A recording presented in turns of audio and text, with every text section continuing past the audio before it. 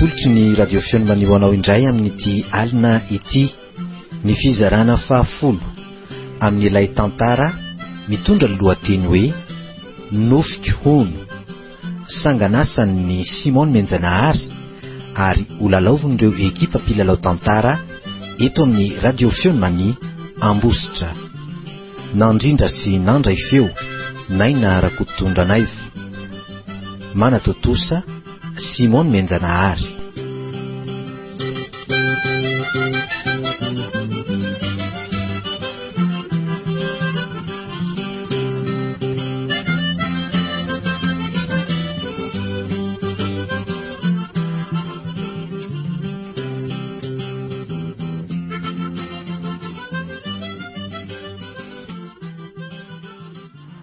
Tsy alao ajanona eto ny fiara. Ie, mety eto sady tsy dia tazana loatra. Mangina be ny manodidina ny klinika izany a. Fa izany reo miaramila napetraka kolonely sy lofiny ambina tetỳ. Ka lazaina ny verina any amin'ny tompony isy azy daholo ry zalariny. Enjany izany raglady a, efa tetika voahomana mialoha. Karaha izany very reto, tsy efa voasambotra ve izany dada? Fa inona mahatonga anao miteny an'izany ry felana? Ka izy nitsony izany no iambina azy aho e. Tena mety ho marina izany a. Fa ny tsy fantatsika izao dia hoe tamin'ny firy no nalainy zalata aty izy. Tena manahy mihitsy aza reo a. Marina e. Alohantsika avy dia miditra dia hitantsika an'izay zava-misy ka. Mandehana ary ianareo mianadahy fa aleo iandry ety ivelany ety.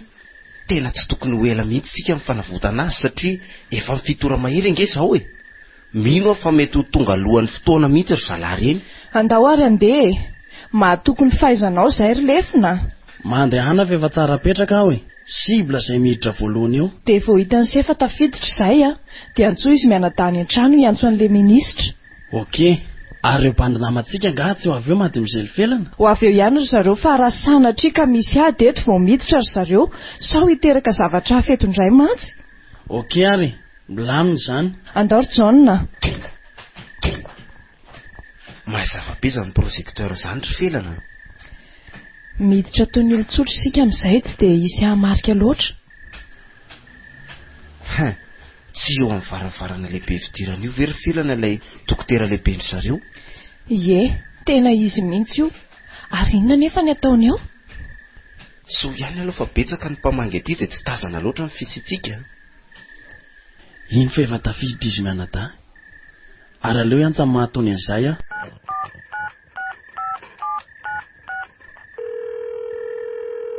Lefona, meno an'se a? Efa tafapetraka tsara aty izahay ry mahatony a. Asay vao miantso amin'ny minitra amin'izay ilay maty amin'izay li haingo tiana.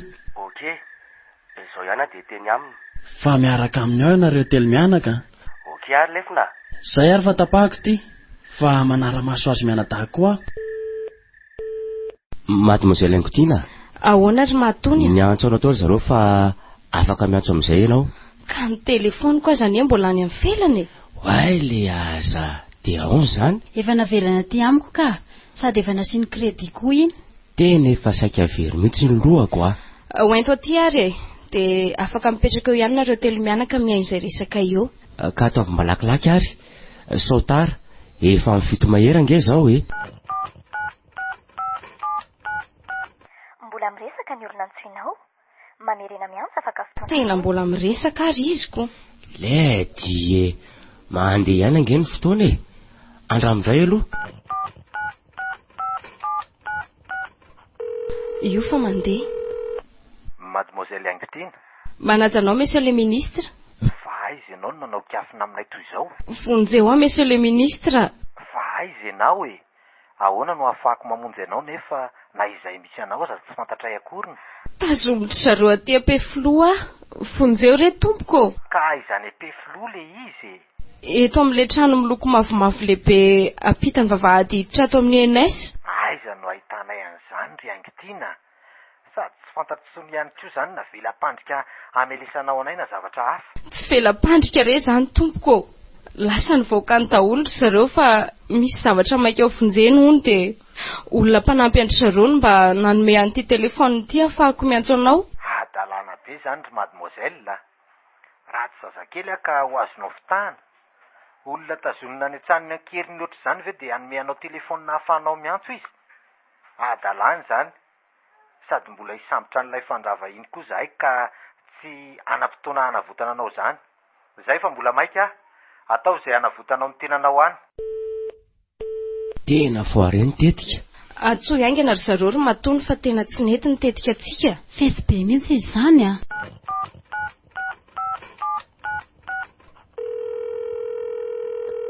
Matony, misy vaovao ve? Tsy nety ny tetika. Efa andarana ho any aminareo zao ry le rony. Okey, zay zany fa tsy maintsy handray disposition hafa izahay. Okey le tsy namana. Courage. Aleo afindrako eto amin'ny somary maizimaiziny etsy aloha ny fiara.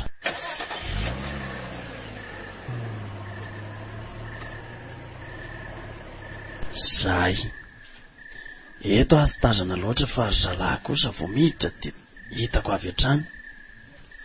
Fa iza io olona miresaka amin'izy mianada io? Iny fa niditra. So ihany mbola betsaka ny mpamangy dia tsy tazana loatra izy mianada. Tena tsy napoziko indray ty indray mitoraka ty felana. Manaraka fotsiny aloha sika e. Mandrosoa dia mahazo toerana vetivety ianareo. Misaotra indrindra dokotera. Miala tsindry izy mianadara mitazona anareo vetivety fantatro tsara ny olana atrehanareo ka tsy maintsy nandray fanapahan-kevitra tsy nierana taminareo izahay. Dokotera, sanatria ve dia nomenao andro mpitandro ny filaminana ny raiko? Eno a? Tsy mademoiselle, sanatria aminay ny ampanolotra ny olo-marina eo anatrehan'ny fahavalony. Ka inona ary ilay fanapahan-kevitra tsy maintsy niraisinareo satria maika ange zahay e. Tiako ambara aminareo aloha fa tsy dokotera tsotra aho. Masera no azako ary izao no lehibe n'ity toeram-pitsaboana eto ity. Zany ve? Hatramin'ireny namanginay taty ireny ve? Eny mademoiselle. Ka maninona ianao no tsy manao voaly? Satria izany ny tarigetra ny mpamorona fikambananay. Mbola ho azavaiko aminareo ihany izany any aoriana fa ny tiako lazaina fotsiny dia ny hoe tany Rwanda ny fironan'io fikambananay io voalohany. Nahita ireo olona mijaly vokatry ny ady sy ny fanenjehana tao amin'ny foko anankiroa tany an-toeran'ilay lehibenay dia nanangana fikambanana miafina. Dia io fikambanana io nandray an-tanana sy nikarakara ireo sahirana sy naratra rehetra noho ny ady. Tena marina izany masera. Averimberiny dadamo tokoa izany ady teo amin'ny otositodisy izany. Izany mihitsy mademoiselle. Raha vao fantatro ireo oto akaiky ny fitondrana fa misy manavitra ireo totsy izay nenjendry zareo dia aripany avokoa izay rehetra tratrany nikarakara azy. Izany ve masera? Dia tsy maintsy nesorina ny voaly mba tsy hamantarandry zareo fa masera izahay. Grave be zany masera. Zany no antony tsy ahitanareo anay manao voaly fa fikambana masera ihany izahay. Eny masera, misaotra anao tamin'izay fanazavana izay fa mandeha ihany ny fotoana ka akio raiko ny tena fotodianay satria voalaza fa tadiavin'ny zareo alainy ity izy. Ie, sady voalaza ihany koa mantsy fa amin'izao amin'ny valora zao ny zareo no akazy. Efa ny antso alay namanareo iny. Izy zany? Le colonel namanareo. Ka voasambotra koa na izy masera e. Efa fantatro izany e. Na ireo miaramila nasainy ny ambina tety aza efa lasa ny ala ka niverina any ampiasany daholo. Dia aiza zany izy amin'izao? Efa nafindranay toerana izy. Ka nafindranareo toerana izy re masero. Somba fitaka ataonao aminay fotsiny ary zao. Tena tsy matoky avy enao mademoiselle. Masera ne ao fa tsy olotsotra e. Bon, tsy koa zany masera. Masera ne io fa sao dia verinao failefina ary io na za? Tsy maninona izany fa aza manay anareo. Manaraha dia entiko any amin'ny toerana namindranay azy anareo. Enjana be zany. Sanatria ve dia ho fandrika indray ty? Ka hono masera, ato anatiny ato ihany ve sa any ivelany mihitsy? Mivoaka any ivelany mihitsy tsika. Dia ahoana ireo namanay ireo ry masera? Mandalo eny tsika ka. Mila mandeha aingana tsika fa sao tratrandry zareo eto. Dia le namanay ve izany no nilaza taminao masera? Efa talohan'izao no niteny tamiko izy. Ny hoe raha sanatria ka mbola tsy salama io rainao io nefa misy zavatra hafa mety iseho dia manome toromarika ny hanavotana azy izy. Misaotra betsaka anareo masera. Dia ianao ve izany resy lahatra fa tsy dahalo ny raiko? Ianao ane mademoiselle tsy mahafantatra fa izao kosa vao nahitanao dia nahafantatra anao. Zany ve? Avy any Somatamana ny feviko. Eny Ambobary izahay no mipetraka. Fa marina ve izany masera? Indrainao iny mihitsy ny manampy anay tao amin'ny tanora katolika rehefa misy zaika be na lasy nataonay tamin'izany. Ny soa nataonao ry dada.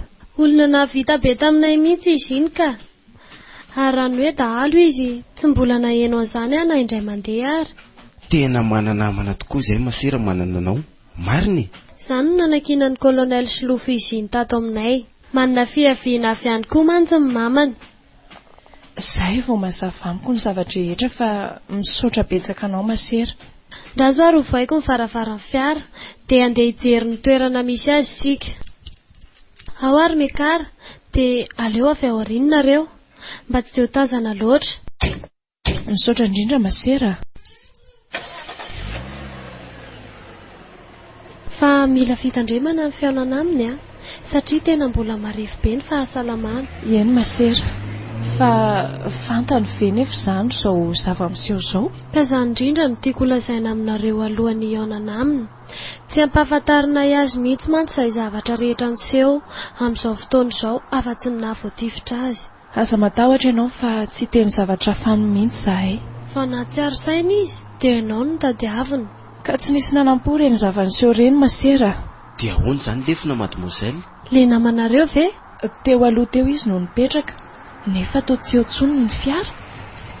Raso aloha hijanona kely sika. Tia mihitsy n'ilay fiara nentin'ny zareo nanao fanadihadiana mikasika indrainao taty. Ary fiara natafika izy izany masera ô. Ka maramilana izany nalefa hisambotra azy aty e. Iny fa nivoaka.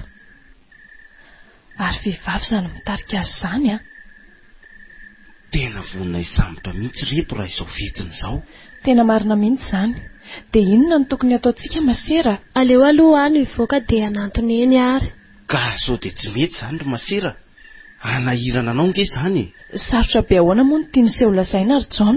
Ka sao anapoahany zalabasy eo maserako. Angamba tsy sahanao an'izany amiko kosa ry zareo. Sarika ampandrinana eno ka sainy atao amin'ny dady fa tsy fanafiana akory. Na izany ara-mailoko. Raha vao tafiditra izay dia hainto ny fiara dia antsoa izany namanareo izany dia andraso ary akaiky ny station essence ary ka raha tsy mahita ny dada ao zareo dia anjaranay mandamina izany fa mandeha ihany aloha. Mandroso ny fotoana risy mianadahy sady reny efa niditra any anatin'ny tamboho reny daholo ry zareo. Mandehana fa tsy hatazana anareo izany reny Eny ary masera, izay fa lasa izay. Ao mekara avy ato aloha ianao ry John. Reny tonga reny zalahy. Ary vehivavy mihitsy nitarika izany Tsy dehibe loatra ry zalahy izany fa oatra efatra fotsiny. Tena stratezia hafa mihitsy ty. Ary aiza foana ary izy mianadahy. Marina tena tratra ao reny. Ny fikasaka atao amin'ny tahanan'ny monsieur le ministre ty tsy raikitra. Le ty inona nataoko? Moramora vavy dia asiako Mivoa moramora amin'ny fiara. Zay ihany le styry lefina. Fa ahoana le? Manaravy ao aoriana aloha dia ary amin'ny station essence ry mitapy Grave koa izany le. Mahao ary lesy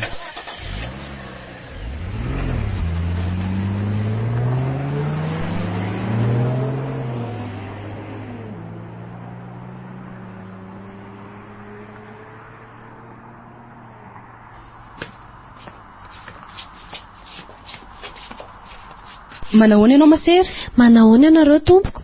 Miala tsindra tonga amin'ny andro rivariva ty aminareo izay fa misy iraka maika ataonay aty. Ka tsy aleo ve mandroso aloha?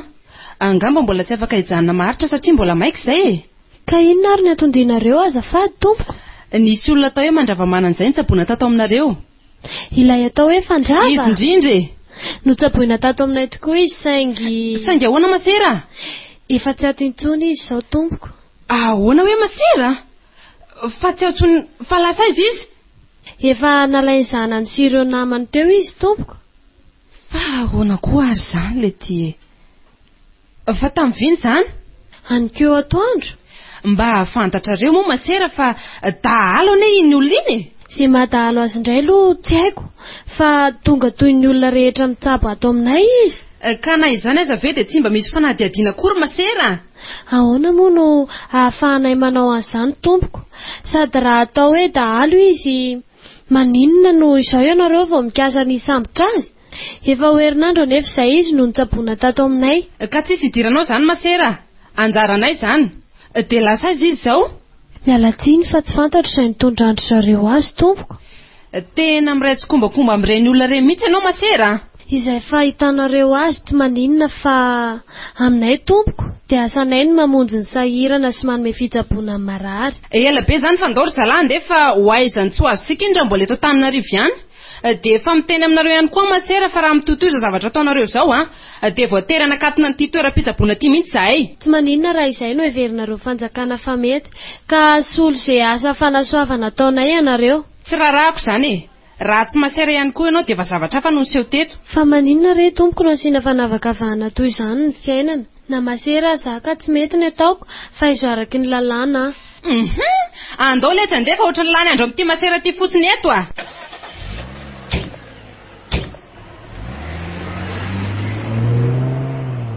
Mampalahelo raha ny olona ambony tokony ihany madinika toy ireny no anao zavatra toy izao. Aleo hamonjy azy mianadahy amin'izay aloha sao tareto.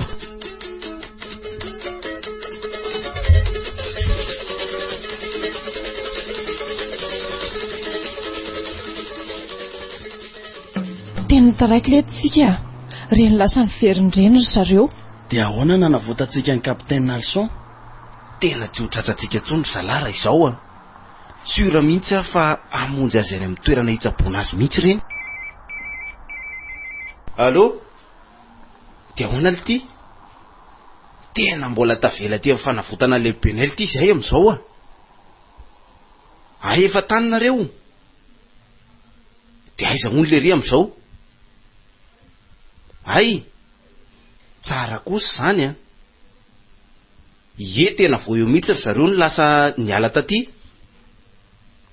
Efa nadio ny rano ny tanako. Ohatrany 5 ry zalahy teo a.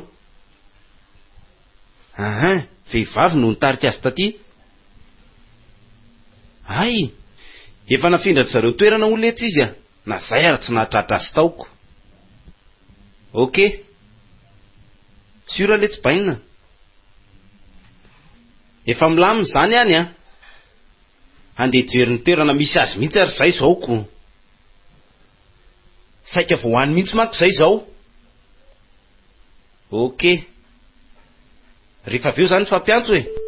Milamina izany sika ry izy mianadahy. Fa ahoana lesy ragilady? Ka le bandy akamako ny antso teo iniko. Avitra ihany izy izany. Ka tsy nanaiky nanaovana an'izany mihitsy ny proma le ry tany amin'ny akimila. Dia efa nalainy zalahy tsokosoko tany le ry. Fa aiza koa ary masira mbola tsy tonga ihany le dia. Efa iny izy ka. Nanahoana izy tao masera? Efa lasa ry zareo ka. Tezitra mihitsy angamba. Ndao tsika andefa sao tara. Sao mantsy miverina mitady ao indray ry zareo ka. Andao ary lefina.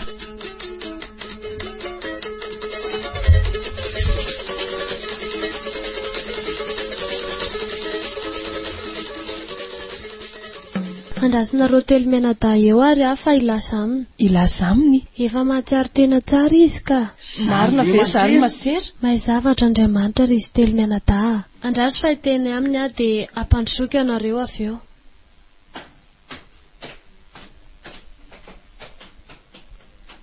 Tena toerana mbola tsy hitako mihitsy ity ry zareo a. Kaseny olona tsy mipetraka tatiry zandry. Ny anareo roa lahy koa zavatra fa tsy misy dikan'izany ny andaniana rondoa eo. Mandrosoa ary anareo telo mianadahy dia aoka ho tony tsara eo ampahitana azy a. Eny masera.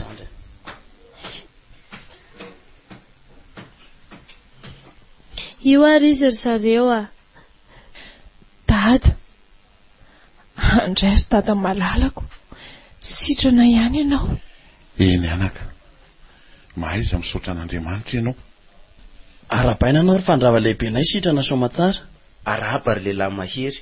Mendrika anao mifahasitranana satria mbola betsaka ireo atety miandry anao.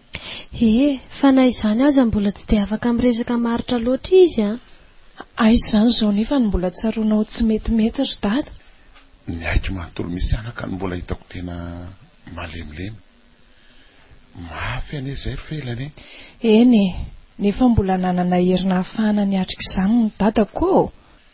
Fa mba aiza aloha izany izao mamazavy sy very hoe. Aty anery zareo ry dady. Kay, dia iza ny miandry ny tanànantsika? Monsieur Mandravamanana. Eny masera. Aza mbola mandefa saina amin'izany ianao. Efa ireo daholo ny namanao. Mino aho fa milamina angambany ihany eo. Aza manahy ianao ry fandrava lehibenay. Efa tsara petraka daholo ny zavatra rehetra, na ny any Ambatolahy na ny any amin'ny kijanantsika aza. Tsara izany. Ny fahasitrananao no tena zava-dehibe ry fandrava. Rehefa sitrana tsara indray ianao dia miroso amin'ny dingana manaraka sika. Hitany dady izany, tsy misy mihemotra amin'izay efa nokasainy sika. Misaotra anareo teny menadahy fa tokony ho jerena aingana ihany mijasika an'ilay kolonela Slofo. Ie, rehefa avy miaona aminao izay dia tsy maintsy hijery izay hitazonandry zareo azy. Dia mba manao ny zanako e. Efa tsy fotoana ny ranomasontsony izao ry dada. Eno anaka. Efa ritra tany isoka toerana nalafonao ny ranomasoko. Erim-pona navitra anao sisa no mitempo tato anatiko miaraka amin'reto miaramila mahatoky anao reto. Misaotra ry felana. Ampy angamba aloha izay Ie, tsy maninona masera. Efa nahita maso azy izahay. Ianao koa ny tena isorana betsaka tamin'ny fikarakarana azy. Asanay izany ry felana. Afaka herinandro dia efa azonareo entina mody izy. Izany ve tompoko? Fa maninona no mitady tsy hanana finoana sy erilefina? Tsy hoe tsy manam-pinoana ry fandrava, fa te hitanao any amintsika. Mba miaritra kely tsika raha te hanana azy salama tsara. Izay ary, aleo mandeha amin'izay sika. Dia amin'ny manaraka izany dia makanao ody ny fotodianay aty ry dada. Eny anaka. Dia andahoanao indray izany zahaiko. Mirary fitohizan'ny fahasalamanao. Misaotra ny seraglady Fa efa tsy izany intsony anie ny anaran'io ry dady. Fa izandray hono. Zany. Ohatra manahirana azy hono maheno amin'ny teny izany raglady izany koa. Eny fa tsy manino izany. Rehefa izay ny tiany dia mampamangy any amin'izy mianakany Ndre ry dady ao fa tonga anay ihany izay. Dia veloma vetivety amin'izay ary dady.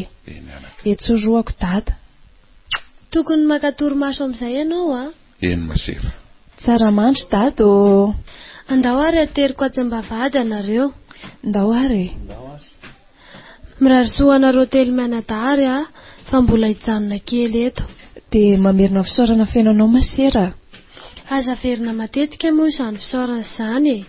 Sika ane samy isika ihany. Na izany kosa azako. Betsaka ny tsy te halala rehefa manana toerana toy izao anao izao. Eny fa na dia iray fiaviana aza. Aza mieritreritra an'izany. Raha mbola misy ny azoko atao hanampiana anareo dia hiezaka. Eny ary fa handeha aloha izahay. Efa sasamiandry izay ny any an-trano. Veloma anao masera. Veloma ary dia mandra-piaona nareo.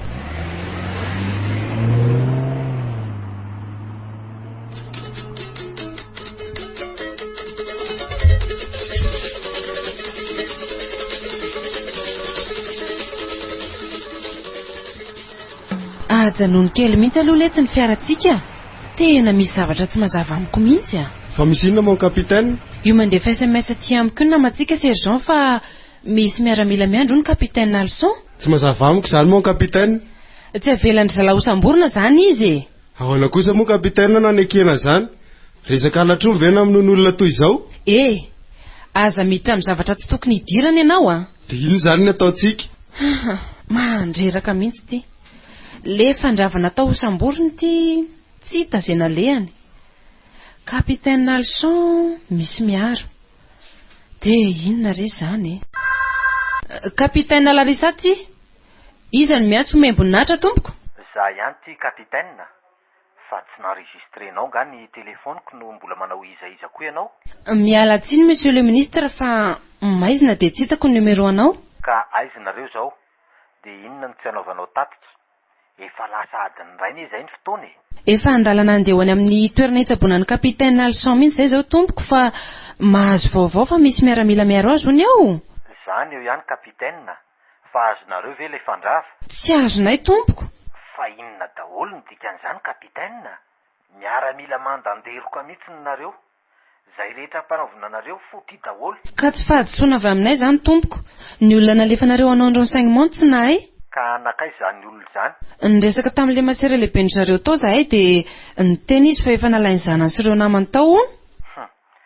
Tena fandrebirebena mihitsy izany ka io masery io mihitsy ny tokony samborinareo rehefa tsitsy izay nasiany azy. Sarotra kosa izany, monsieur le ministre. Inona ny mahasarotra an'izany, kapitaina? Sa ianao mihitsy nefa tsy te hanatanteraka ny baiko? Izay filazanao azy tompoko tsy olana fa raha hisambotra masera kosa tsy miditra amin'izany ahoana ny isamborako religiozy tsy manan-tsiny nefa zara teo mba katolika? Bon, zao dia vonjeo any an-trano ireo olon'ireo. Tsy maintsy azonareo zao alina zao ihany io rangahy io na dia isaina afoy azy. Ka nazy an-tranony azy anie tsy hitanay Zao dia zao ihany dia asaiko miantso anao Ngarafidy.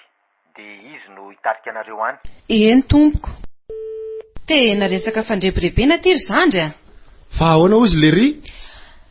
Maninona rangahy raha daboka any ty resaka tika? Nefa ny ianao efa nandray ny vola be anie. Miandry zany antso zany sika vao miala eto aloha. Fa mbola misy olona iantso anga? Zany Rafidy zaniko. Mety tia mihitsy angambany. Miaino anao tompoko? Kapitaine Larissa ve io? Izy indrindra. Miaino anao? Izano Rafidy kapitaine. Aiza ho izy ianareo zao? Miala kely any akady fotsy zay tompoko. Andrasako eto amin'ny station essence Apatsakana ary ianareo Satria hoe sika no hoe any anao no miandry anay. Ka isape voalohany no mipetraka ireo olona hosamborintsika Eny ary tompoko. Zao ihany zay dia anainge. Azera loatra fa lasa ny fotoana kapitaine. Eny tompoko.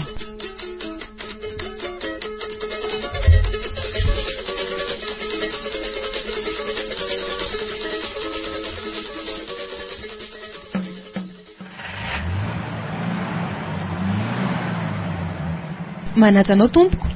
Ndao angana fa sao dia tary sika. Ka tokony hazava aminay kosa aloha ny zavatra rehetra aloha ny andehanantsika. Ny trano ipetrahan'ny fandrahavy sy ny namany no andehanantsika. Izay fomba rehetra azoana azy ny tanjona. Ka efa mba vitanareo etude ve tompoko izany toerana izany? Efa milamina daholo zany matoa mandeha sika. Sûr zany nareo fa any an-trano ny olo io no samborina. Ery zany kapitaine fa andao Matahotra ny mety sy ny fifandonana anie no mahatonga hitenan'izany monsieur Rafidy Dahalo kely reny ve dia arisanareo kapitaine. Andao fa taraika.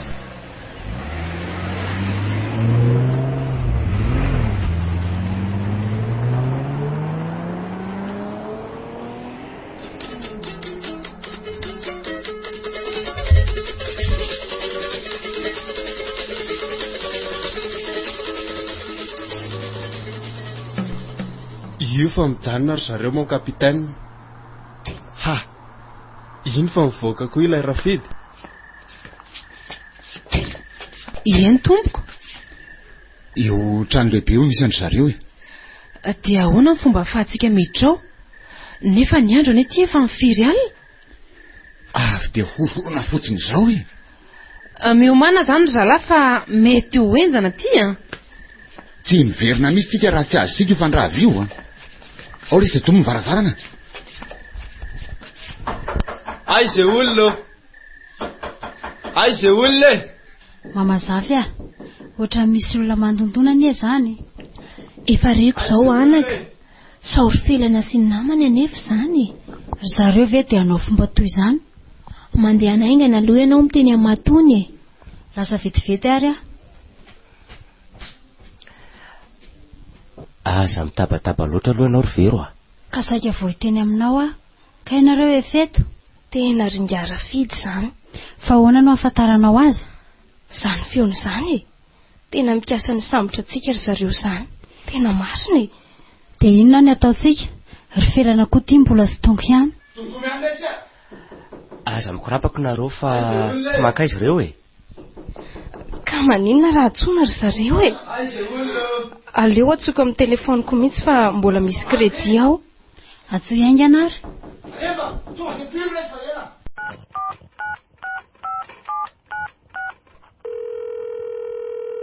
Allo, maheno ve? Maheno fa ahoana ry angitina? Tonga mandondona ty an-trano ringa Rafidy sy ny namany izao. Amin'izao ianao miantso zao ve? Mbola izao mitabataba ao am-baravaranao izao ry zareo sady ohatry ny maromaro mihitsy ny zareo ao Gagy be zany le. Eny ary fa efa andalana ody zay io. Asa mamotrano mihitsy Teneno an'izany koa matony. Eny ary Ahoana hono ry angitina?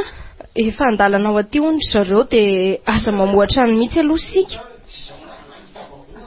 Ahitany tsy fahitanao reny iza re za mibady liandra zany Ianao aloha rengy tiana so ihany nalaky nitodika fa raha zay atezerany felana zay ne dia tena fa inona koa kainy nahatonga anao tafiditra amin'ity kilalao maloto ity mba te hanana toerana sy karama tsara rery izy mianadahy nefa dia reny no nasitriny tsy afeniko anao fa talohan'ny famelantsika iny ranomasana izany natao ny felana izany tsapako aky izany ry vero izany no nahatonga tsy fantatro izany vetivety teo dia sepitra izany dia zay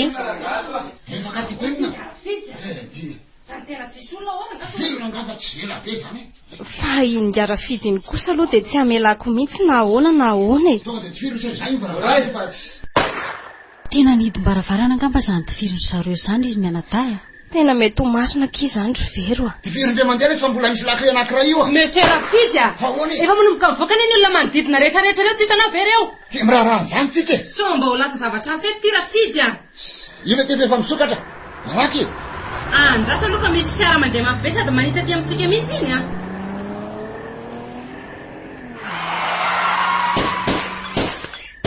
Fizy le tolo reto mo kapitaine tena tsy haito zay mety afaran'ity zandry ka maly ve sika sa ahoany tena mitimotra ny reto zany ary nakaiza le ngarafidy teo oale ty ary lasa nety nandositsiny tsara tena hovizanetsika mo kapitaine raha miandreny zareo eto fa firy motsika no eto bolet daholo zay efa dafa Rafidy ny lasiny zao aleo avy dia manao tari-drotra sika rehetrarehetra dia miditra amin'ny elaela trandry lasany avy dia miala fa zay ty ovrenaletsy miananas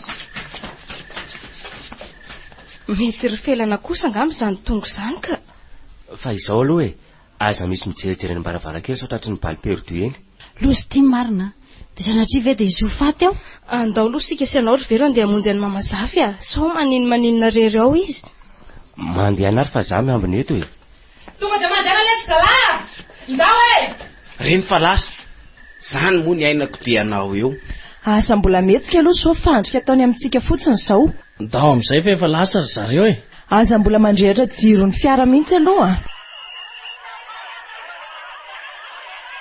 tena fen'olona manodidina le dia ahoana reo andao aloha fa aleofo izany anazavandro zareo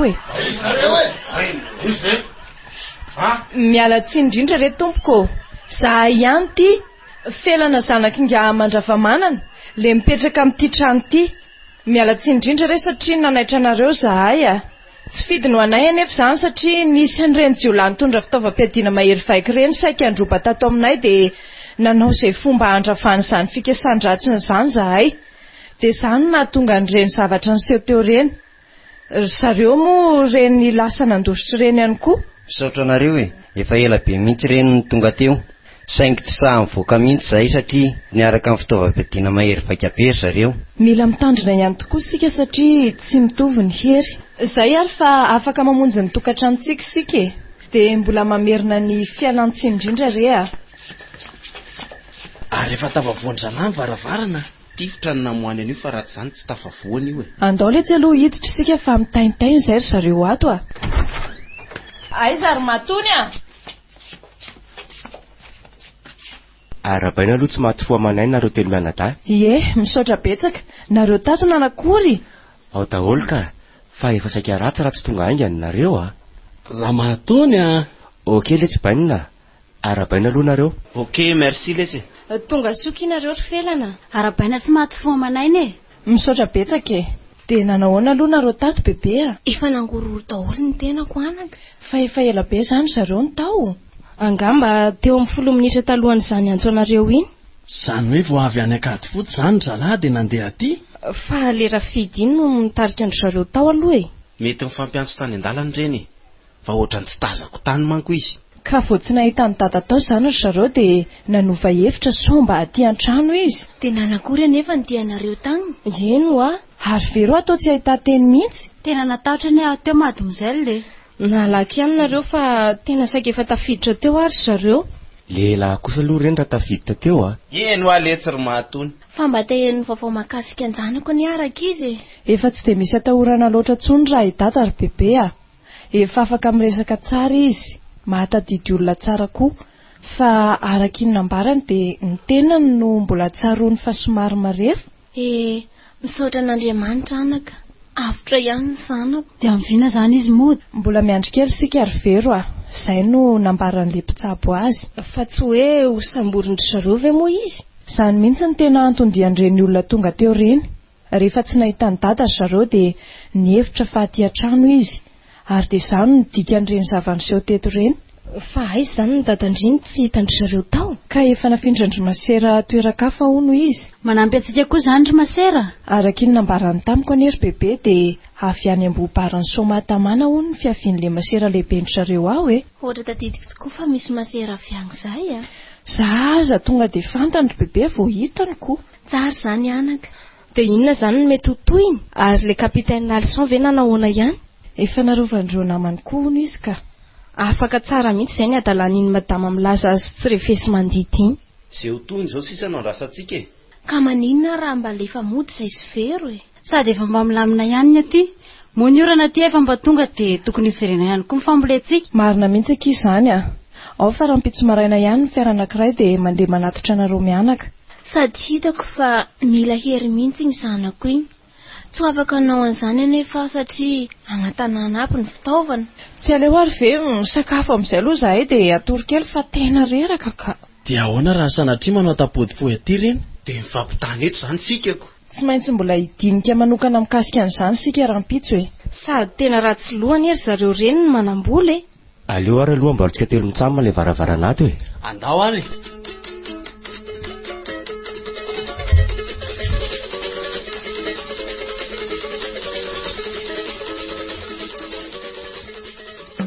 Zao no izy na dia tsy teto dia henoko daholo ny vaovao rehetra. Na inona nefa hitranga dia tsy maintsy fongorintsika hatramin'ny farany reny mpamadika antsika ireny. Voalohany amin'izany dia ny fitadiavana ny mademoiselle Angtiny iny. Faharoa dia ny famonoana amin'ny faran'izay fomba haingany indrindra ny kapitaine Nalson. Madama, sarotra be ho azany. Efa ireo namany mihitsy anie no manao an'izay rovana azy. Ka tsy te halala an'izany kapitaine. Rehefa tsy vitanao ny asa saiko ampiandraketana anao dia miala ianao. Tsy mila resabe Ka tokony ho jerena kosa anie madama ny fomba ahafahana manatateraka an'izany. Anao ianao sa tsy anao Valy teny tokana ihany no ilaiko, enina tsy. Raha toy izao kosa aloha ny fomba ifampitondrantsika dia aleo valiko tsotra fa tsy anao Zao dia zao ihany dia ataovy amin'ny fomba fanaovana azy io kapitaine io. Tandremo sao izy faty mitipatipaka eto Tianao vaky sy opitehana ve madama ny tafika sy ny folo alina malagasy? Fa iza koa io sergent kely io? Aleo ikitika eo izy ry zandry rasa. Zay raitsika levineto. Rehefa tsy mety aminao madama miara-miasa aminay dia aleo zahay andeha hamonjy ny asanay. Efa asa maloto sy mamofady anie zao ataona izao ry madama Fa noho ny fiangavianao dia mba handrisiko zahay. Fa mbola mamerina ihany aza masergentena-ko ny jerenareo. Fa iza maranisy nivo mivondro tafika eto Madagasikara tsy nisozy ofisier. Iza miatrika amin'ny vatana fisehoan-javatra rehetra teto hatramin'izay tsy nisozy ofisier. Ka raha tianareo hivady izao rasy izao dia kitio io lehibenay io. Andraso aloha fa tsy maintsy asiana fandaminana. Miangavy anao madama, aleo aloha asiana mandery zareo fa reraka loatra. Fa tsy midika izay fa afaka amin'izao raharaha izao nareo Niara-nanomboka isika dia tsy maintsy miara-mamarana ihany koa. Moa ny vola koa tsy volana dala topo ka omena ny manitra rehetrarehetra izao. Mandehana aloha nareo mamonjy fodiana kapitaine dia tadidio anefa fa fera miafina daholo izao iarahantsika izao. Voaray monsieur le ministre. Lasa ary zahay tompoko. Mba miavo izany raha olona mao kapitaine. Andao aloha ialy Tsy misy azony amin'izany tsony eo. Ay le izy kilalao maloto be mihitsy Za moa mba gagatsika tafiditra tamin'ny tirara ty. Ka ny filazany zareo tamiko anie sergent dia hoe hanao coup de main izany lehibe nadahalo atao hoe fandravo izany Ay zavatra hafa anao ambadika. Iza no anaiko arosy ady amin'ny samy tafika eto. Midira ao anaty fiara ilay tsirbany dia andao hiala fa tsy. Eny amin'ny telo zoro aloha mikaly atoandro fa tena refina zany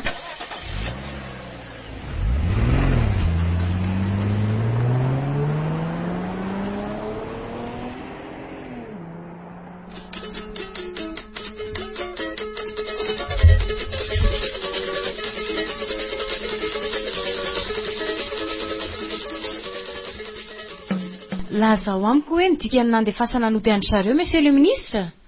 Na izaho koa ny poron'iny fandefasana azy nody iny madama. Ka aza vao fa tsy azoko Tokony ho tsaroantsika fa samy miaramila izy ireo madama. na zandary ary kapitaine Nalson dia samy nianatra atao amin'ny akademia militaire tao Antsirabe ry zareo. Ahoana no ahafahantsika handresika azy amon'ny namany? Isika no tokony hitady fomba hafa entina isamborana azy dia fitaitsika mangingina any ambadika any izy. Ok, manakary aho fa oviana dia amin'ny fomba hoana? Maninona moa raha manangana selula iray isika dia mody lazaina fa nanao fanadihadiana io asan-dalo tany atsimo io, ary lazaina fa anisan'izany nanao izay nampirongatra azy izy, izany hoe kapitaine Alison zany, dia avoaka amin'ny ainao manjery. Sarotra be zany Monsieur Rafidia, hiteraka fivakisana eo amin'ny samy tafika zany, ary aza adino fa koro samy manana maha izy azy izy ireo. Zao ihany any teniko. Rehefa miada-piasa sika dia irefitra ty afery ty. Tsarovana nefa fa izany afaka mitsoka ny velany. Efa voamoko hatramin'ny elo zany. Fa anareo kosa, eo anareo no hifatratra eto. Izay ihany no amaranako ny teniko. Anjaranareo sisa. Jereo angefa ino mademoiselle Angtiny iny aza, zao tsy hita popoka hoe aiza ny misy azy, nefa dia ombavany iny dahalo iny daholo ny sekretsiky. Aza matahotra ianao madama, efa misy tetika ny maninay andravana andreo any ka. Nenao ne dia izany foany. Efa be izay tetika ny maninao izay monsieur le ministre nefa aiza. Aniraka olona nafika ireo toby misy ny ombondreo zay amin'izao izy mbola marary zao. Aniraka olona dia irahinao faty fotony koa, na anao adalantoiny ny kapitaine Nalson? Efa tsara rafitra zany madama, ary amin'ny herinandro ihany dia ho hitanao ny vokany. Ok, miandry azy zany. Raha misy ilainareo ahy dia afaka manampy foana. Misaotra tompoko. Izay zany monsieur le ministre, fa rehefa avy eo sika miaona miaraka amin'ireo olona nampiasaonareo. Dia aza tara ianao monsieur Rafito fa tsy milalao voromaty tsika. Ok ary.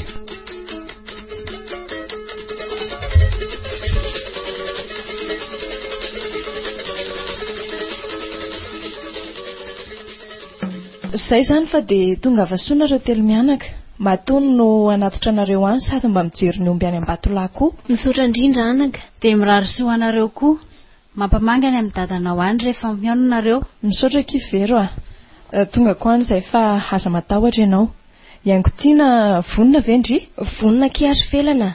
Ndriny tena isaorako fa mbola afaka namindra fo tamiko. Ampy akizay efa ny famely sika. Oka ny lasa ombany lasa fa no avy mamiratra miandrintsika izao no tokony ho mpanjinina. Dia ao amin'ny efitranonao zany izy no mipetraka? Ie, dia jereo ao daholo izay fitafiana mety amindry. Sady sika raha teo hitako mba mitovitovy angeza ihany. Tena misaotra kiry felana. Ny kojakoja madinika fireto ny vidindry ireto. Mino fa milamina. Asandrasana ela vao mianty raha misy zavatra miseho.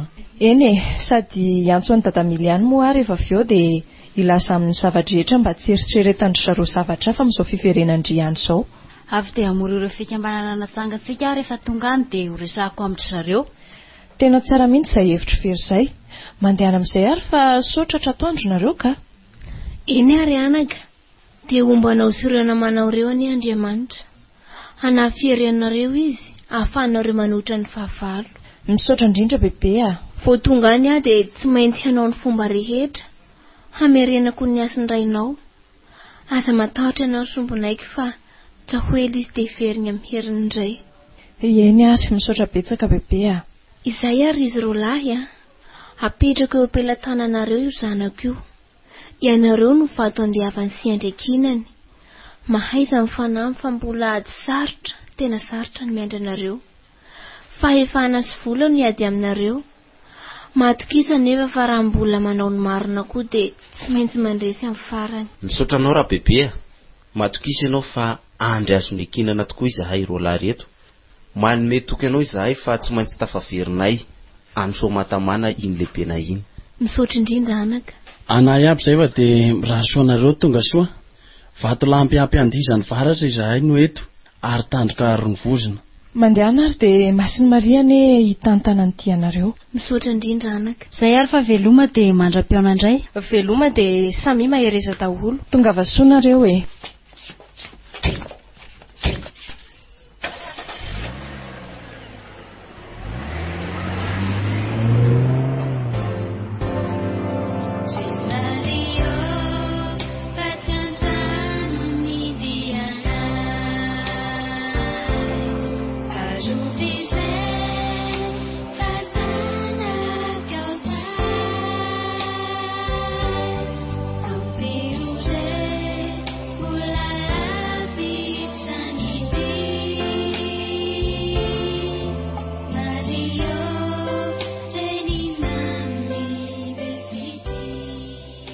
Dia ahoana izany e?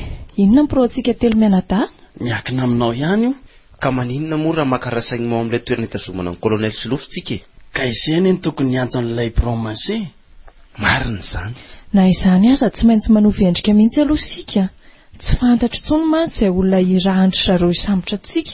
Fa tena nahita anatin'ny ray andro ilay maty mizay laingitiana. Ka tia anao aminy eo e? Hita hoe tsy sitrapony ilay izy fa maty mbola sy voninahitra fotsiny. Te azo toerana tsara sy te hanan-karena aingana. Fa mora fosy antra olona aloha ianao mademoiselle. Fa ahoana? Raha olo-kafa reny efa tsy haiko tsony. Mety zavatra hafa mihitsy angamba. Betsaka loatra ny fahalalana ny ratoviko tamin'ny dadako iny ry izy roalahy. Zany aloha ny lasary kokombre. Tena mila masirasira mihitsy sika. Tena mety amiko mihitsy ty. Sady mbola misy ambiny koa nele nofokena ny endasiny vero iny e. Alaiko izany a. Tonga dia hoento aty daholo ry lefina. Dia hoento aty koa le ambody voarao iny. Sa tsy sotro John? Revindray tiany ihany. Hay, tena zany mihitsy izao mety amintsika amin'izao tsarotsaro ny vatana. Ary ny anao mademoiselle? Le dynamique glacé ao le tsy ny alefina mbalainao entina aty zafady a. Ok. Manga malefaka mamanimanina izany ho aty andro ty ry mademoiselle. Mahatsiaro andra fotsy angale. Tena efa elaela kosa zaiko. Ao fa rehefa milamina ny amin'ny fandrava dia afaka mody kely na rorolahy e. Zany ary ny reve. Merci. Aleo koa ny dinamika anao abosako amin'ity vera ty mademoiselle. Ao ary nanatra vera miaraka sika telo mianadahy. Ao ary. Dia mba hisandratra mirindra toy izao ane ny fandraisentsika. Marina mihitsy izany. Dia toy izy amin'izay le resaka nataonareo mianadahy teo e. Inona moa fa John no teny teo hoe mora fosy antra olona hono? Na izaho koa aloha mahatsapa an'izany a. Tadidiko mihitsy ny tantaran'ny dada tamiko ny tantaran'le mainty hoditra niady tamin'ny fanavaka fambolon-koditra tao Afrika Atsimo, le hoe Nelson Mandela. Ie, Nelson Mandela. Tsy efa maty ve moa le ry iny e? Ie, efa maty tokoa izy. Jereo ange fa 7 taona be zao iny rangahy iny hoy dada no nigadra tany am-ponjy e. Ary tsy mba gadra politika fa tena gadra faran'izay ambany indrindra. Zany hoe nampiarina tamin'ny daholo ny fampijaliana faran'izay mafy indrindra.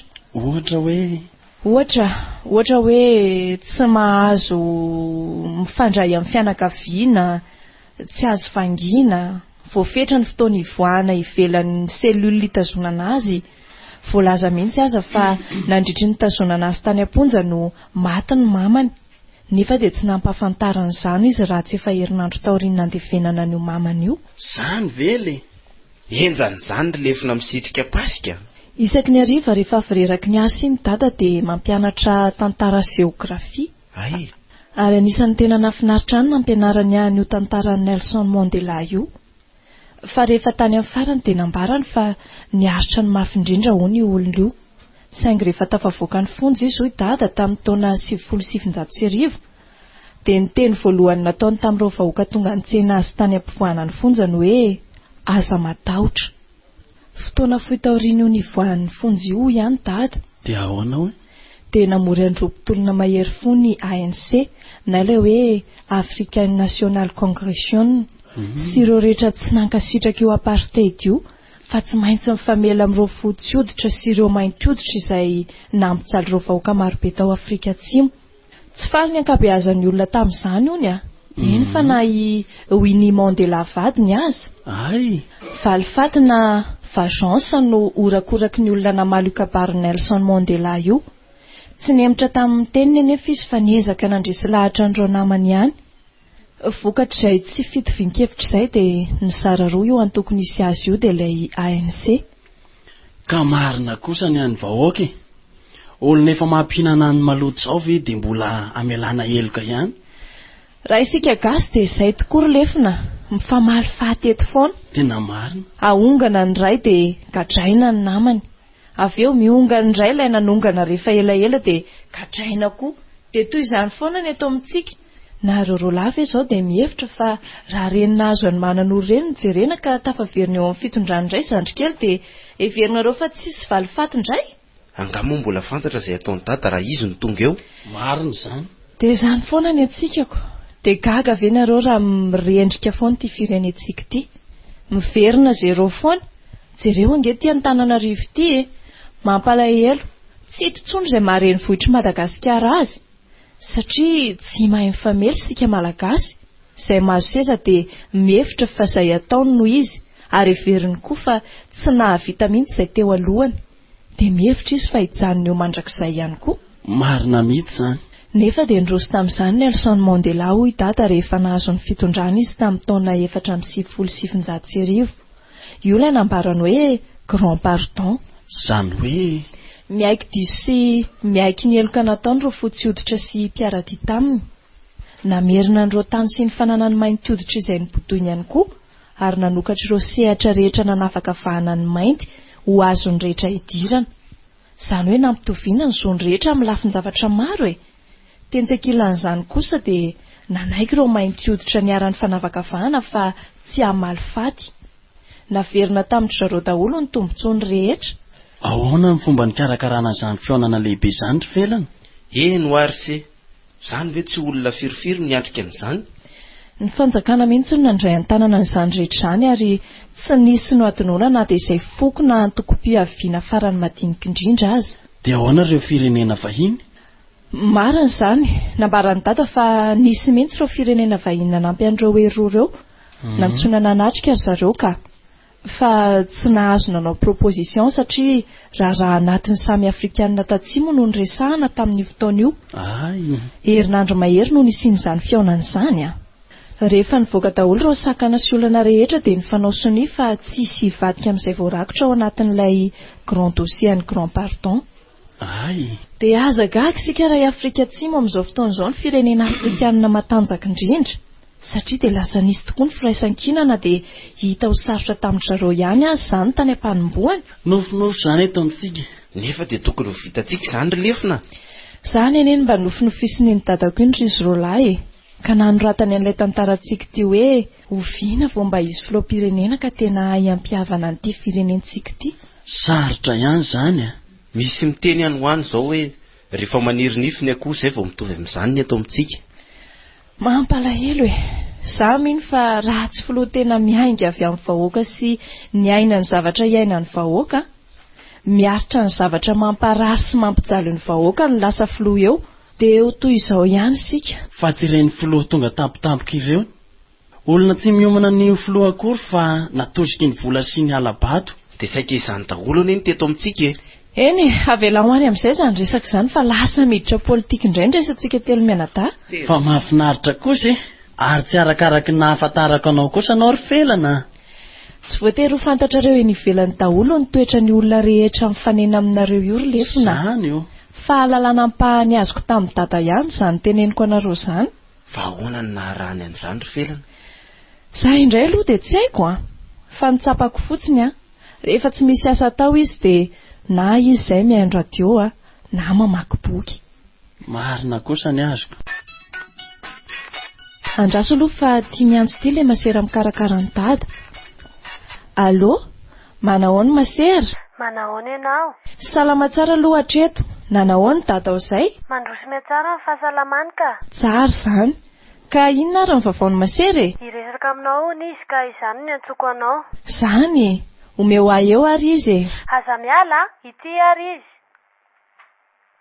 Manahoana ny zanako? Salama tsara izay fa dada ny manahoana? Efa miatsara. Kay, dia manao inona hono izany izao dada e? Efa mba mandehandeha tsikelikely atao trano ato ahy. Izany ve?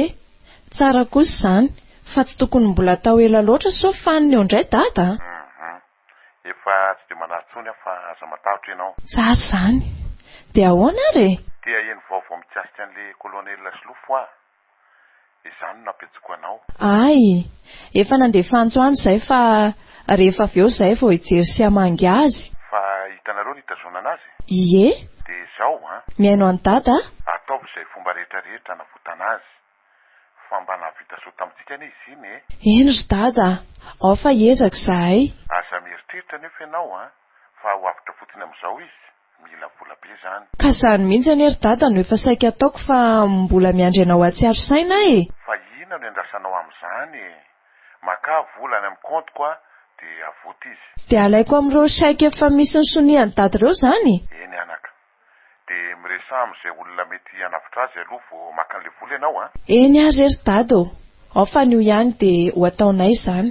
Ary mba manao ny mamasafy ao? Mamasafy efa lasa nody any keo maraina. Izy verse iaingo tiana niaraka any? Iaingo tiana hoe le namanao ve? Ie, rehefa salama tsara dada dia tantaraiko any dada ny zavatra rehetra. Fa ny feony dia efa nifony izy ary nanaiky tsisy tamin'izay nataony tamintsika. Tsara zany anaka. Izay ary fa ataoko izay aloha e. Eny ary dada, dia mirary fasitrana naingana ho an'ny dada dia mampamankoany ianao izy lefina sy jaonina. Misaotra azy mirahalahy e. Teneno izy fa tsy ela dia iaona. Izay ary fa velomy ianao a. Velomy dada, bisous. Ka manao anao ny lehibentsika ary felana? Efa mandehandeha ao an-trano ony izy niantso teo iny. Ay, sy milay izany. Fa andao amin'izay aloha sika iomana dia jery ilay hitazonana ny kolonel Slof. Marina izany. Le bandeka mihitsy izao ny resaka ny telefonina tamiko fa azo vangino ny le ry amin'izao. Fa raha tsy diso ato voalaza hoe hiakatra kodisy rapitso izy a. Zany ve? Ie, rapitso maraina. Dia inona no tokony ataontsika amin'izany? Io bandeka io aloha nefa niresaka tamin'ireo jeneraly tsara azy. Ka tsy maivana be ve zany le? Eno a? Ireo kolonel promotion tany amin'ny akademia eny miaro azy fa sao dia heverinareo fa kapitena leçon rery ny misy miaro e. Dia toy izany foana izany ny any amin'ny tafika any eo. Samy miaro amin'ny promotion io ry felana. Vao may tsara izany e. Sady dada efa niteny fa raha mila vola ireo olona hitsara azy ireo dia omena hony. Ay, amin'le ho izany. Ka leo izao ihany ary dia iainga so tsy mahatratra andry le roneto sikako. Ndao ary. Ndao.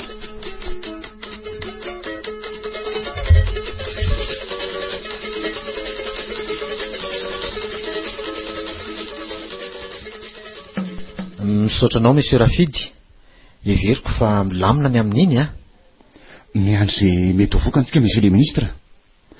Raha ny henoko mantsy dia toa mbola hitondray ny vohitra zareo amin'izao fotoana izao. Dia ahoana ny fomba anatanterantsika ny fisamborana an'ilay kapitena Alson fa tena taraiky be any isika e. Ireo namany no tokony omena vola ahafahany zalahy maka azy. Nefa dia ho sarotra. Eny e, aleo aloha andramana atao tokoa izay dia ho hita eo na ety na tsy ety. Dia toy izany koa le kolonel Slof. Aito kokoa moa mbola misy an'iny le rangahy iny. Enjana ihany izy tiry Rafidy a. Ka tafiditra loatra amin'ny resaka filaminana isika ko. Aleo fa hiantsony lehibeany mihitsy azy ao dia atao manjavona any ny olona iny. Olona ray ve anadalantsika eto. Na asay vao mitaratafitra any atsimo izy dia any dia asaina fitandro zalahy. Tena zany mihitsy ny mety ry Rafidy. Ny hoe ahoana? Izay asaina mitarika tafika ampandry tany any atsimo izay dia fitana aminy aminy tena mety izay. Ka tokony ho lansena malaky izany ireo bandy hanafitra ny kizanan'io Andravamanana io. Dia andeha miresaka fa mirongatra ny asan-dalo any atsimo. Dia resahantsika madama.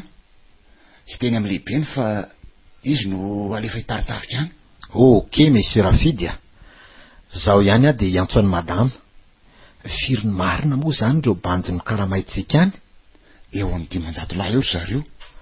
Ok ary. Zay ary dia afaka mandeha ianao dia miandry izay ho vokantsika. Mandra-piona ianao monsieur le ministre. Veloma dia mirary soa. Eny tompoko. Manana hevitra tsara ihany ty Rafidy ty a. Ary saropisaina mihitsy ny ty madama ty a. Allô? Manaja anao madama? Makanisa ty amiko ianao zao raha afaka. Eny ary tompo, sady tena saika vao iantso anao mihitsy ny ahiko. Ka malaky fa tena ilaiko mainka ianao a. Eny ary.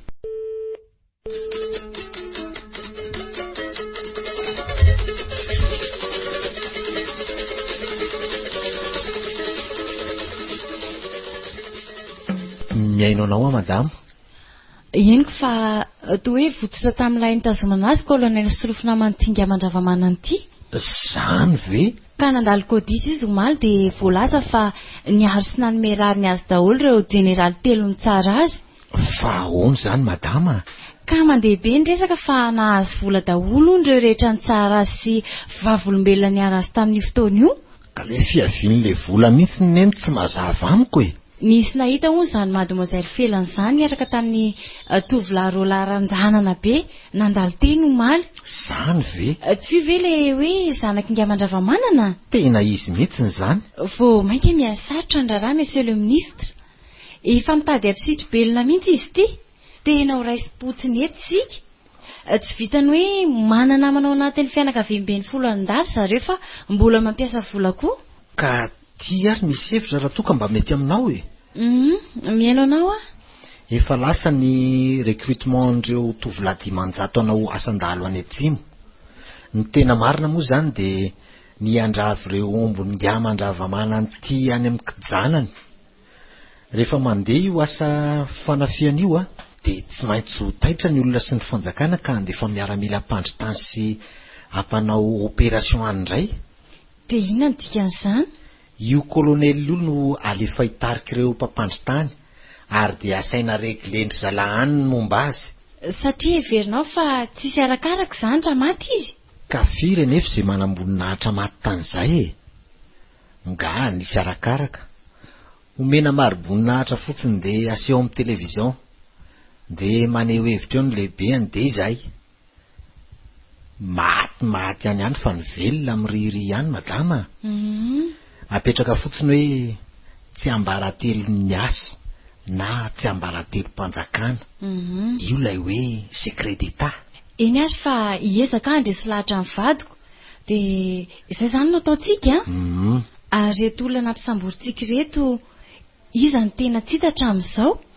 Efa manao andro-maso azy ihany ry kapitaine Larissa. Ka tsara izany. Tsy tokony avelantsika fotsiny amin'izao reny a? Eny tompoko fa aza matahotra ianao fa hiezaka hatramin'ny farany izay e. Okey ary.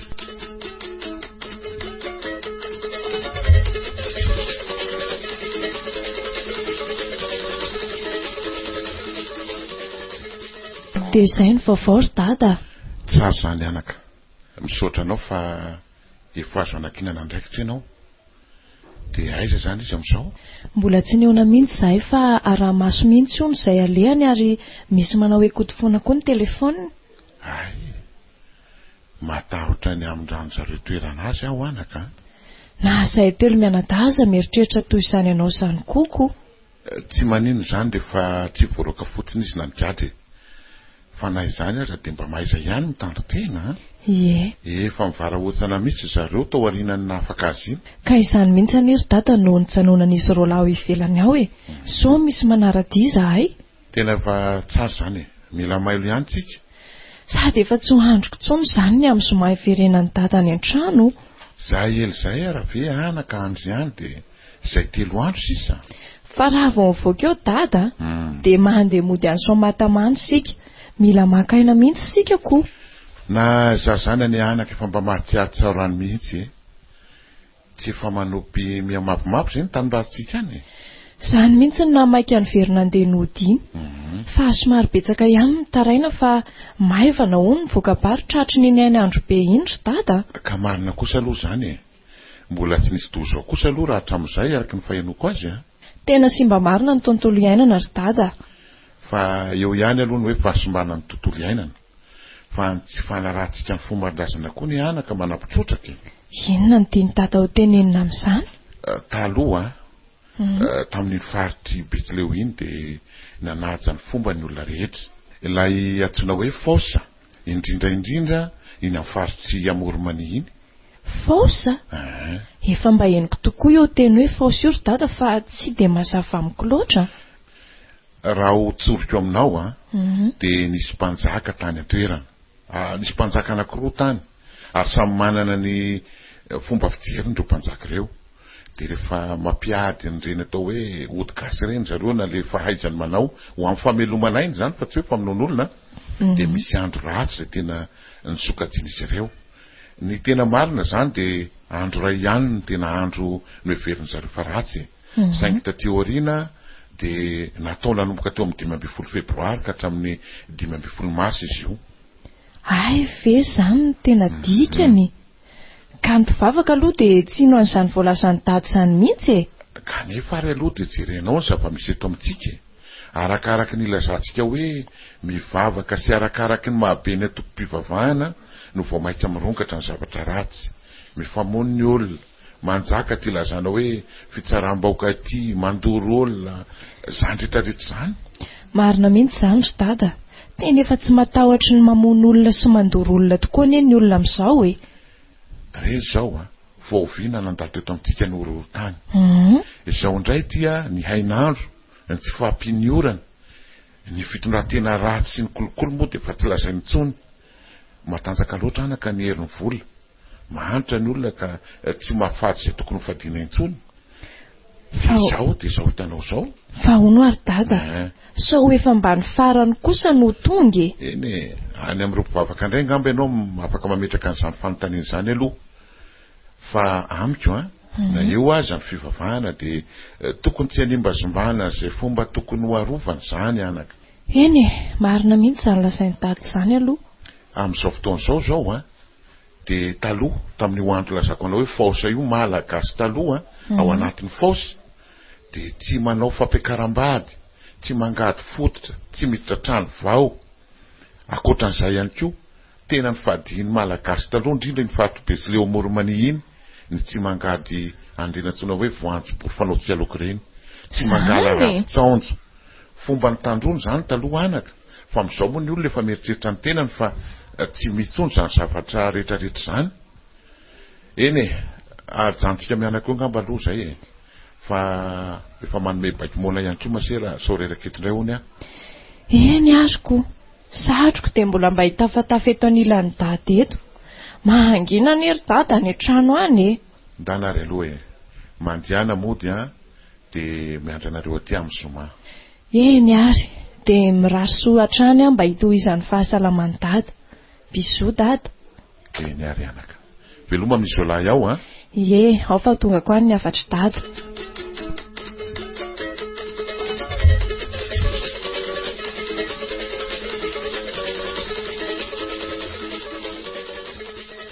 Misaotra ndrika ery vero tena hitako fa voafehindry tokoa ny olona eto Somatamana.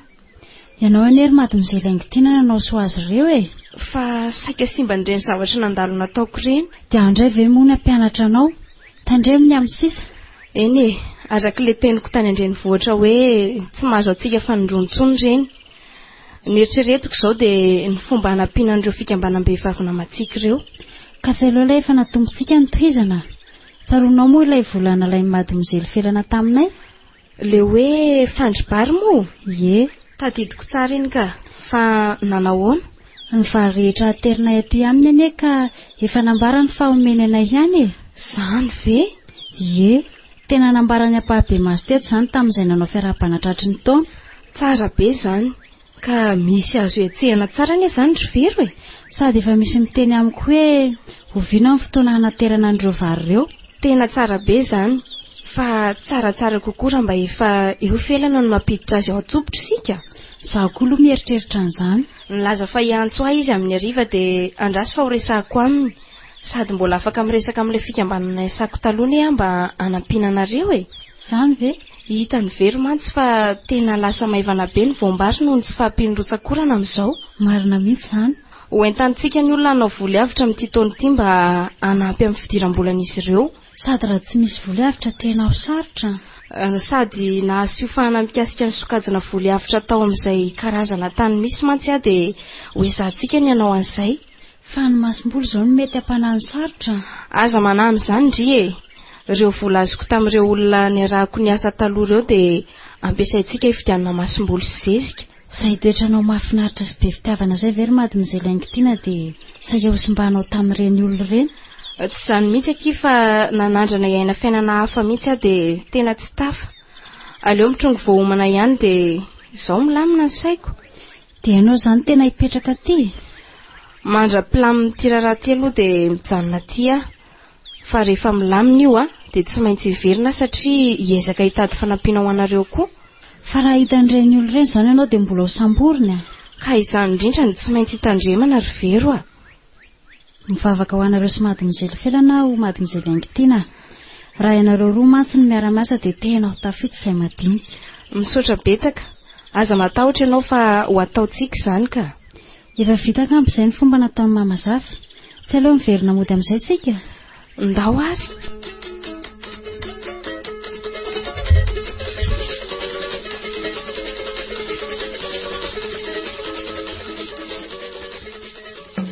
Vao izay vao tonga ianareo roa vavy. Ka ela tsy nidina tetỳ ambanivohitra dia satria hijery ny amaitsony tontolo sy mifoka rivotra madio ny somatamana re bebe zafy a. Marina izany anaka. Saika nofonofo daholo reny niarahanareo sy felana taty ireny raha tsy nalaky ny eva fo ianao a. Raha miraraka tsy azo rofiny reny bebe zafy a, ary tsy ataoko indroa mahazo atsony. Vita ve ny zavatra nataonao? Eny anaka. Vita. Misaotra n'Andriamanitra sy ny razana fa niverina amin'ny fahasalaman'ny zanako. Dia miverina amin'ny ihany koa ve izany izao ny hery miafy natao aminy ry bebe zafy? Ka izay indrindra no nataoko teo. Olo marina sy mahitsy ny fandravendraka izy. Mbola miandry azy ty tanàna ty. Tadiavin'ny aidratsy resena ny varina fafy. Ka mila tsika ikolokolo sy avazy izy. Efa niantso azy izany ianao? Mbola tsy niantso aho. Ary dada milo ohatra ny tsy tazako mihitsy a. Eto ihany izy fa manampy ny mpiambiny omby eny Ambatolahy hono. Dia le ramatoa teo hoe Krisy moa ny vadiny. Fangary tsy tadidinao sahady. Nefa izy vao nahitanao dia nahatadidy. Tena tsy tsaroako tsony akiry vero a. Mandeha anary mikarakara amin'izay nareo roa fa efa mandroso atoandro ny androko. Marina izany. Andao re mademoiselle. Andao ary e.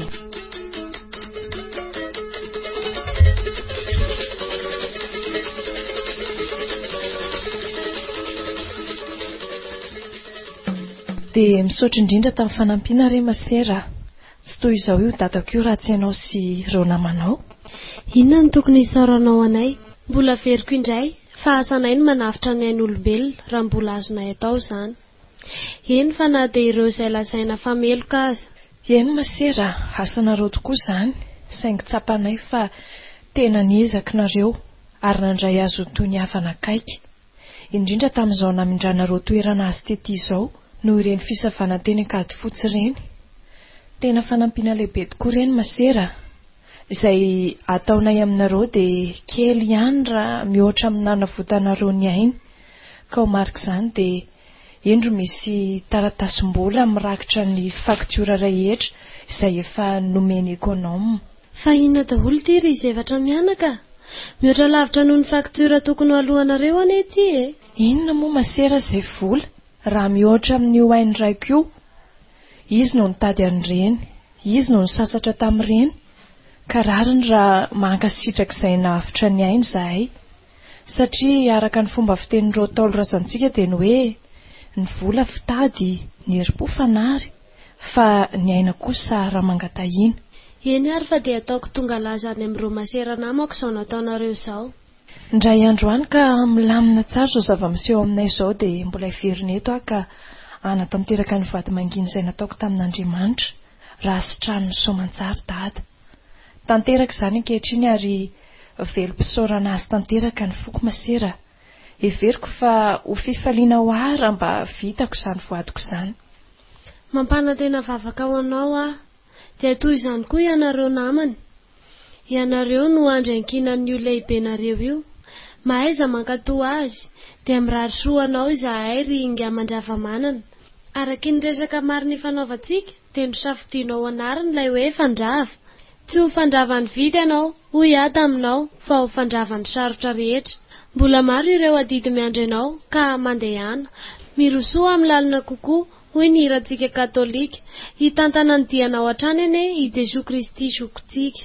Efa betsaka ny resaka ny fanaovantsika masera. Izay tenin'ny zanako teo dia teniko ihany koa. Tsy hifanao velomitsika fa hifanao ny mandra-piaona. Manantena ny mbola hitsidika anareo tokoa izay indray andro any araka ny voalazany teo. Miala tsiny tompoko. Efa lasa ny fotoana ry fandrava. Sao tokony handeha amin'izay tsika. Araka ny antso azony jaona tamin'ireo namany mantsy dia toa hoe manao filazana amin'ireo onjam-peo sy fahita lavitra eto an-drenivohitra sy any amin'ny Erenema ny fanjakana.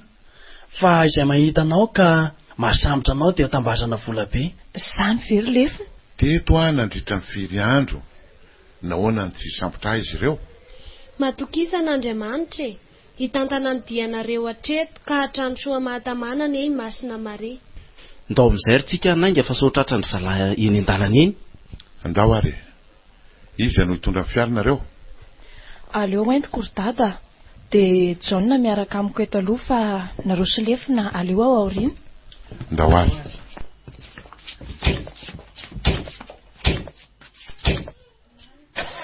Zay zany masera fa de mandra-piona.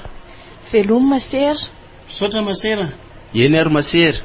Tonga avasoa ary.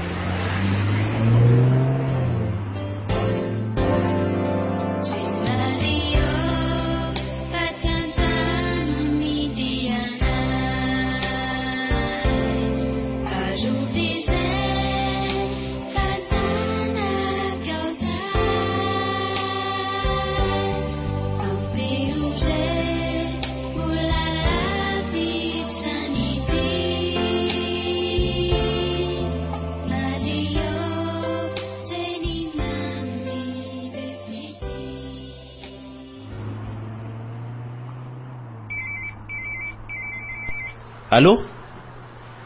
Teo na lettre bainina? Aiza hoe nareo zao? Zao ary zay vao avy naka lehibe naiko. Fa hoana le ty? Andraso aloha ataoko main libre ty amizay maheno daholo ny kille. Zay. Tena misy andena mpitandro filaminana mikariko anareo any. Zany ve? De ahoana le ty zany le? Aza mandala amin'ny tranonareo intsony. Aleo avy de mivoaka ny ville. Ka izany ve ry bainina tsy sarotra be a? Andraika amby folo ane le ty zao e. De ahoana zany ny fomba ivoanay tato? Hoy zao no manao hiala ety mitombo reo bandy reo. Misy eo amin'ny 10 heure zalahy. Sady bandy commando daholo reo a. Aleo avy de miala sosahiraneo nareo e. Ok letsy a. Kapiteny vivavy mitarika ny zalahy reo a. Zay ary fa mirary soanareo de tonga avasoa e. Mety hoe any raha tena tsy rany sarotra fa tsy mamony telefona a. Ok lesy raprom. Merci tamin'ireo information mail-areo. Ok bande, bon voyage. Sûr. So ihany fa efa vao mantsika daholo ny entana sy ny fitaovana. De tsy mandalo any an-trantsony zany tsika. Avy de lalana mody tsika ary fandrava. Lay mosara menamena ve? Efa daholo re mademoiselle. De aiza zany lalana malaky? Mamonjy ny digy sika de mahazo ny fasan'ny karana. De miditra amin'ny bypass aveo. Aleo tsy mandalo any fa efa lalana mahazatra izay voany anatsimo any ka. Aleo somary manalava lalana kely any Tanjombato. Amin'ny firy anefa aloha zao? Amin'ny 2.10. Vonona tsara ianao mifamezana amin'ny familiana. Vao fetsika tiry John, samy fotsiny mametaka ny ceinturany. Na izany aza zanaka tokony ho tony tsara mitondra fiara ianao a. Dado, hanafitra anao aneny dia nay telo miana daty e. Matokisa ianao.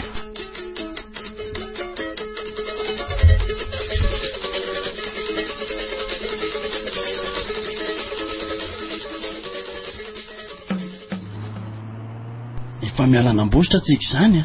Ie, efa hiditra n'ilay tanàna atao hoe Ambalamanakana sika zao. Ary natory anga dado? Ie.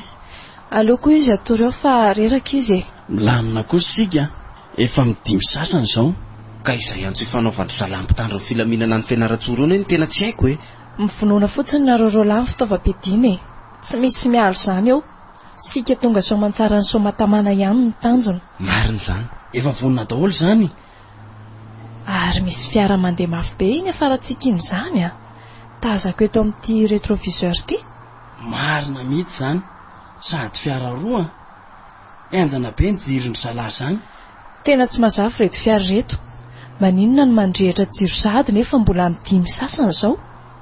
Raisy fitaovana ry zoky. Ok zany. Mangata-dalana ny anankiray. Ahoana omena sa? Aleo tsy omenako. So fiara nenjika tsika reto. Tena hafahafa marina zany fandehan'ny zalahy zany.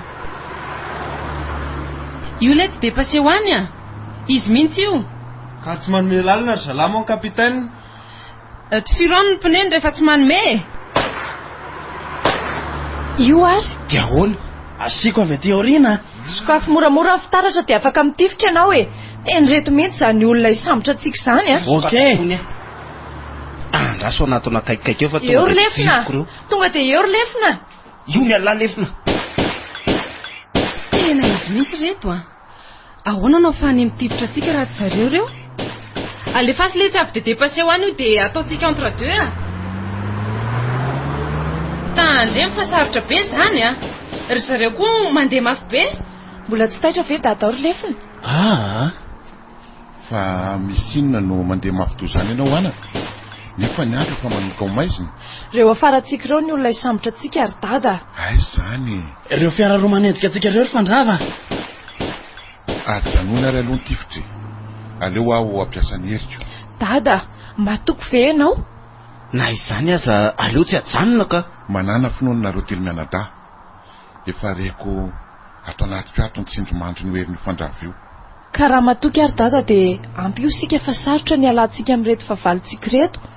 Fa tony tsara ianao mitondra ny fiara dia aza mierikerika fa ny lalana eny alohanao ihany ny banjinina aoka no hiady amin'izy ireo. Eny ary. Tena matoky tena misy ty fandrava ty. Miantso ny herinao ary fandrava. Asehoy ny herinao, asehoy e!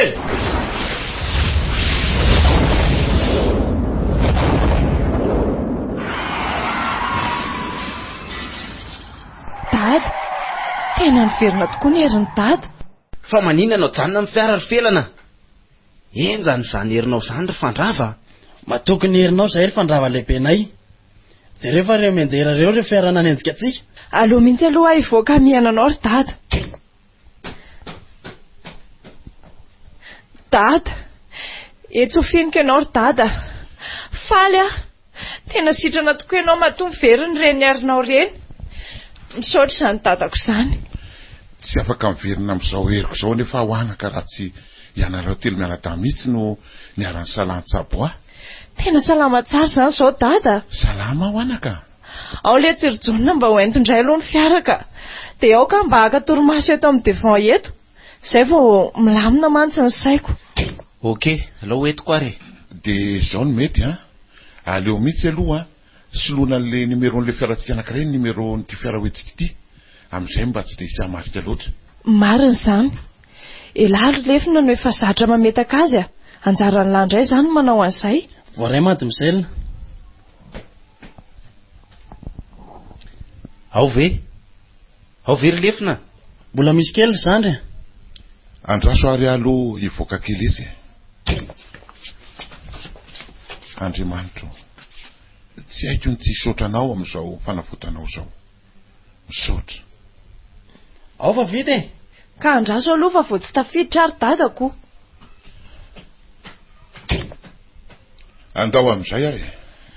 Lasa zao ry John, tsy mijanona intsony sika raha tsy hanysoma hatamana. Voaray mademoiselle.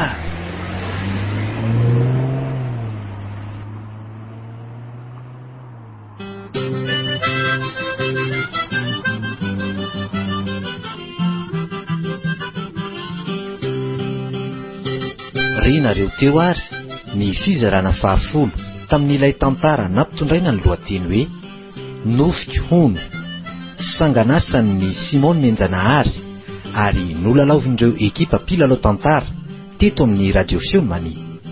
Nandrindra sy nandray feo Naina Rakotondranaivo, Nana Totosa, Simon Menjanahary.